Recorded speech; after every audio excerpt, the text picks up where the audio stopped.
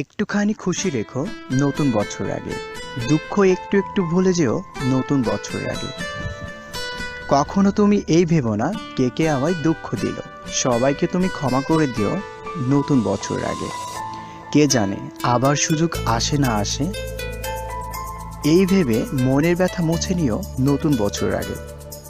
কেউ না আমার আগে এই মেসেজটা দিয়ে দেয়, তাই নতুন বছরের শুভকামনা নতুন বছর আগে। Advance happy new year and take care. Bye by.